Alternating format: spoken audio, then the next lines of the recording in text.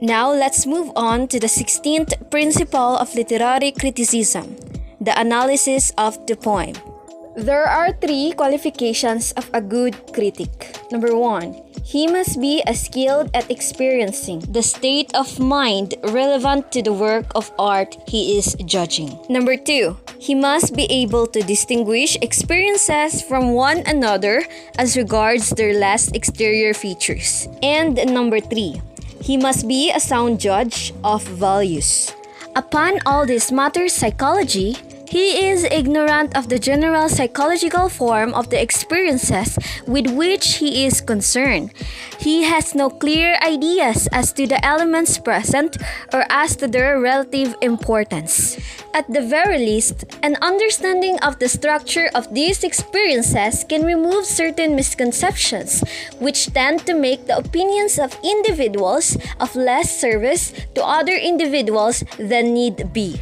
For example, a poem of Swinburne is unlike a poem of Hardy. The use of words by the 2 poets is different. Their methods are dissimilar, and the proper approach for a reader differs correspondingly. An attempt to read them in the same way is unfair to both poets and lead to defect in criticism which a little reflection would be removed. The essential difference cannot be clearly marked out unless such an outline of the general form of a poetic experiences has been provided. It is unquestionable that the actual experiences which even good critics undergo when reading the same poem differ very widely. There can be no doubt that the experiences of readers in connection with particular poems are rarely similar. This is unavoidable. In the analysis of the experience of reading a poem, a diagram provided its limitations are clearly recognized. The eyes depicted as reading a succession of printed words. As a result, there follows a stream of reaction in which 6 distinct kinds of events may be distinguished. We have first, the visual sensations of the printed words. Second, images very closely associated with these sensations. Third, free imagery. Fourth, references to or thinking of various things. Fifth, emotions. And sixth, affective volitional attitudes.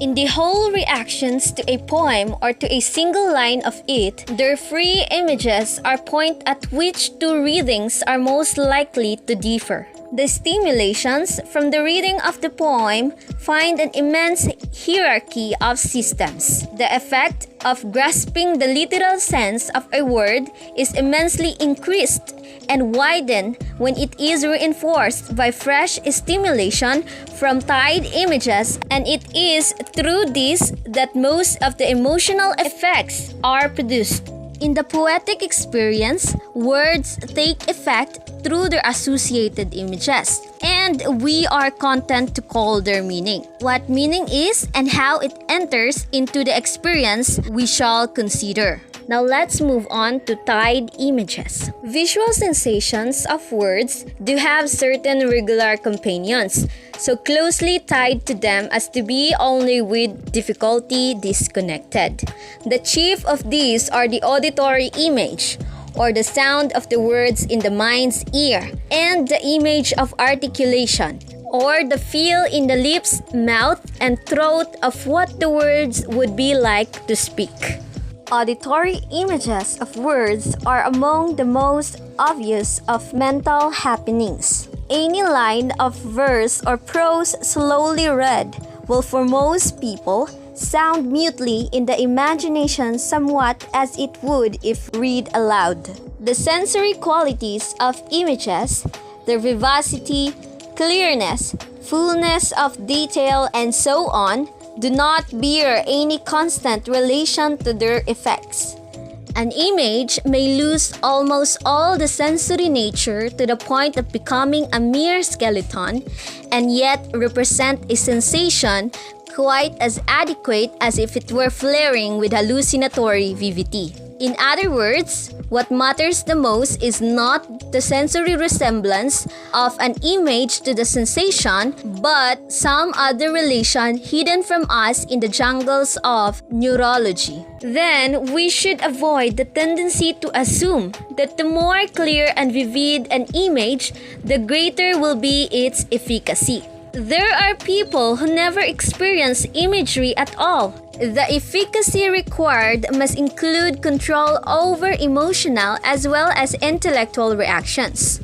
Many people are able to imagine word sounds with greater delicacy and discrimination than they can utter them, but the reverse case is also found. Articulatory imagery is less noticeable. Most people, if they attempt a silent recitation while opening the mouth to its fully stretched or holding the tongue firmly between the teeth, will notice curious transformations in the auditory images. As a rule, the two sets of images are so intimately connected that it is difficult to decide which is more important. These two forms of tied imagery might also be called verbal images and supply the elements of what is called the formal structure of poetry. Now let's move on to the free imagery. Free images are visual images.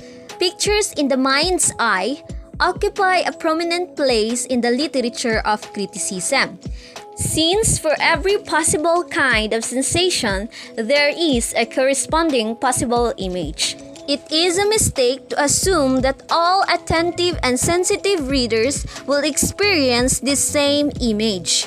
It cannot be clearly recognized that individuals differ not only in the type of imagery which they employ, but still more in the particular images which they produce.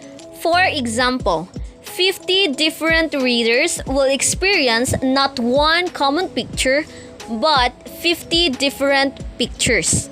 It has been urged about that images which are different in their sensory qualities may have the same effects. But since images may represent sensations without resembling them and represent them in the sense of replacing them, it directs thought and arouses emotion go.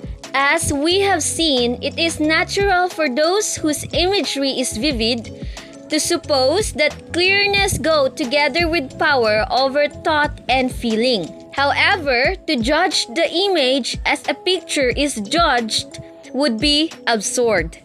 And what is sought in poetry by those artists is not pictures, but records of observation or stimuli of emotion. Now let's move forward to impulses and reference. Impulses are the thread of the experience, the systematic structure of the mind that organizes system of possible impulses. Where these impulses run and how they develop depends entirely upon the condition of the mind and upon the impulses which have previously been active in it. It is through these impulses that most of the emotional effects are produced.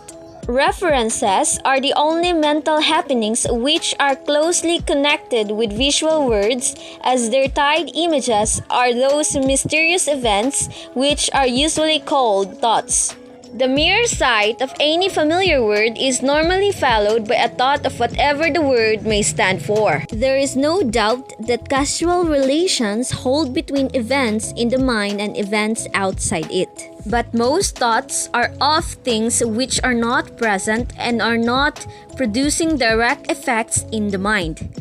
This is so when we read. The thoughts aroused are not thoughts of the words, but of other things which the words stand for. In the reading of poetry, the thought due simply to the words, their sense comes first, but other thoughts are not of less importance. The impulse coming in from the visual stimulus of the printed word must be imagined as reaching some system in the brain in which effects take place, not due merely to the present stimulus, but also to past occasions on which it has been combined with other stimulations.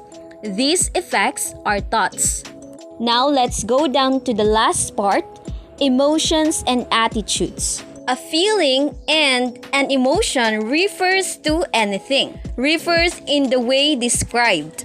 Feelings are commonly signs, and the differences between those who see and feel things by intuition and those who reason them out is commonly only a difference between users of signs and users of symbols. Both signs and symbols are means by which our past experience assists our present responses. Emotions are primarily signs of attitude and are of great importance, for it is attitudes evoked all important part of any experience. A more reliable but less accessible set of signs can be found in the readiness for this or that kind of behavior in which we find ourselves after the experience. Yes, no one is ever quite the same again after any experience. His possibilities have altered in some degree. Hence, arts are the most powerful, since it is through these experiences that the mind most easily organizes itself.